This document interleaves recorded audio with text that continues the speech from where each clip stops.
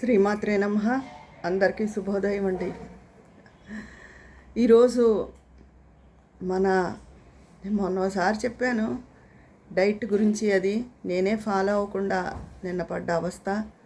అందరూ ముఖ్యంగా ఈ ఎండాకాలం తీసుకోవాల్సిన జాగ్రత్త చెప్తానండి. మొన్న నేను కీరాదోస పప్పు చేశాను.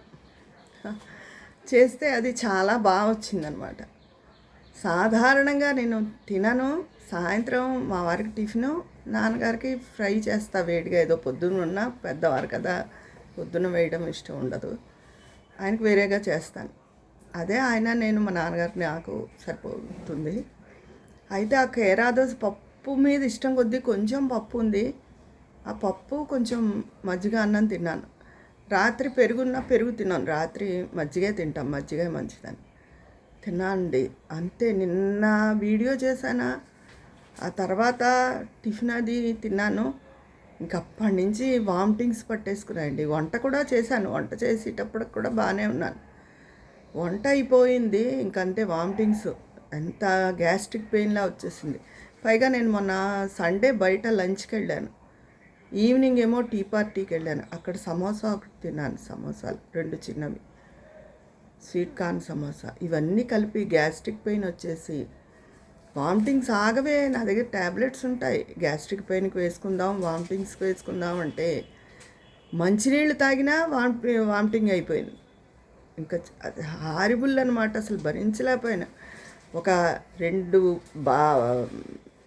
ఇందులో వాష్ బేసిన్లో వామిటింగ్స్ అన్నీ అయిపోగా ఇంకా ఆగాయి అని వచ్చి కూర్చుంటే మళ్ళీ వచ్చేస్తే పక్కన గవ్వ చీరలు ఉంటే ఇలా పెట్టుకున్నాను. 2 చీరలు ముద్ద అయిపోయాయండి. అన్ని వామిటింగ్స్ అయ్యాయి. ఆ చీరలు వాషబుల్గా కూడా అనిపించలేదు. ఇంకా అవతల పడేసాం సాయంత్రం. అప్పుడు మా వారు మాకు తెలిసిన నర్స్ ఉంటే ఆవిడకి ఫోన్ చేసి ఇంజెక్షన్స్ పేరు చెప్తే ఆవిడ ఇంజెక్షన్స్ తీసుకొని వచ్చి 2 ఇంజెక్షన్స్ చేశారు. వాటికి అలా మగతగా అలాగా రాత్రి అంతా అలాగే ఉన్నాను. నిన్న అంతా ఏం తినకుండా. ఇంతకీ లంకణం పరమౌషధం అని పెద్దవాళ్ళు ఊరికే అనరు. నిన్నంతా అలా మాడిపోయి అలా మొత్తం లోపలదంతా వెళ్ళిపోయితే వామిటింగ్స్ రూపంలో ఇవాళ ఒళ్ళు తేలిగ్గా ఉందనుకోండి. కానీ ఇలా ఒక 2 ఏళ్ల క్రితం నాకు జరిగింది.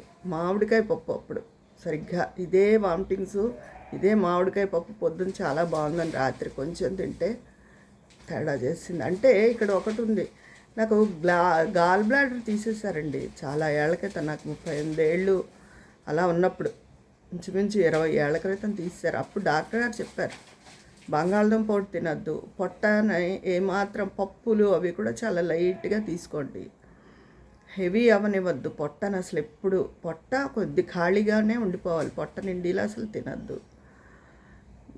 ఎందుకంటే గాల్ బ్లాడర్ వల్లే మనకి డైజెషన్ బాగుంటుంట. కానీ ఆ గాల్ బ్లాడర్ స్టోన్స్తో ఉన్నది ఉంచకూడదని తీసేసాం. అందుకని మీ డైజెషన్ సిస్టమ్ కొంచెం పూర్గా ఉంటుంది, జాగ్రత్తగా ఉండండి అని చెప్పారు. అలాగే ఉంటాను. ఇదిగో ఇలాంటి పొరపాటు జరిగి నేను చాలా అవస్థపడిపోయానండి. పొద్దున్నకి ఈ పాటి ఇలా వీడియో చేస్తానని కూడా అనుకోలేదు. మా వారు నీకు అన్నీ తెలిసి కూడా నువ్వు ఇలా చేయడం ఏంటి, ఏం దిగుతున్నావు అని ఒక పక్క నన్ను చూసి బాధపడుతూ అలా సాధిస్తూనే ఉన్నారు. అది సంగతి నిన్నటి వ్యవహారం. ఎవ్వరు కూడా ఈ ఎండాకాలం ముఖ్యంగా పొద్దున ఏమైనా రిమైనింగ్ ఉన్న రాత్రి తినకండి. అందరూ జాగ్రత్తగా ఉండండి. నేను అసలు 25 సంవత్సరాలు ప్రతి లక్ష్మీవారం చిన్నప్పటి నుంచి ఫాస్టింగ్ ఉండేదాన్ని. గాల్ బ్లాడర్కి ఆపరేషన్ అయినప్పుడు అలా ఫుల్గా రోజంతా ఫాస్టింగ్ రాత్రి జ్యూస్ తాగేదాన్ని ఏదైనా. అలా ఫాస్టింగ్ ఉండకూడదు అంటే మానేశాను. ఇప్పుడు వారానికి ఒకసారైనా కొంచెం ఫాస్టింగ్ ఉంటే మంచిదేమో. అలా అప్పుడు పొట్ట అన్నీ తేలిగ్గా ఉంటాయనిపిస్తుంది. చాలా బాధపడిపోయానండి నిన్న, మామూలుగా కాదు అసలు. ఆ వామిటింగ్స్కి తల నొప్పి, ఇంకా ఇంజెక్షన్స్ చేశాక పడుకున్నాను అనుకోండి, నిద్ర వచ్చింది వాటికి. ఏదో రాత్రి ఈయన అలా సాయం పట్టి మా నాన్నగారికి అది చూసి ఏదో చేశారు, అయిపోయింది. మొత్తానికి ఆడవాళ్ళు పడకేస్తే చాలా ఇబ్బంది అవుతుంది కదా ఇంట్లో. అంతకీ నాకున్న విల్ పవర్తో నేను సాధారణంగా ఏమైనా వచ్చినా ఎలాగో అలా చేయడానికే చూస్తాను. నిన్న జరిగిన సంగతి అదండి. అందుకని అందరూ హెల్త్ జాగ్రత్తగా ఉండండి, కేరింగ్గా ఉండండి. పొద్దున్నవి అవి అసలు ఈ సమ్మర్లో అసలు తినకండి రాత్రి. అంటే అదేం పాడవలేదు, ఏమవ్వలేదు, చక్కగానే ఉంది. కాకపోతే నాకు ఆ పప్పు అరగలేదనమాట. అరుగుదల తక్కువగా ఉంటుందన్నారు కదా బ్లాడర్ తీసేస్తే.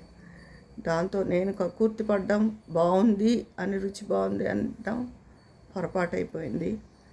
అది అలా నాలాగా మీరు ఎవరు సఫర్ అవ్వకండి. ఎవరు ఏదైనా బాగుంది అని తినకండి. అంటే డైజెషన్ సిస్టమ్ బాగుండి అరుగుదల బాగుంటే పర్వాలేదు. ఇలా కొంచెం అరుగుదల తక్కువగా ఉన్నవాళ్ళు జాగ్రత్తగా ఉంటే మంచిదండి.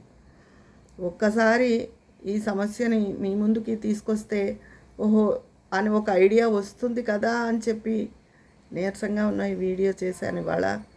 ఎందుకంటే మనకు తెలిసింది మనం వాళ్ళతో పంచుకోవడమే కదా నా ప్రధాన ఉద్దేశం. అదండి సంగతి.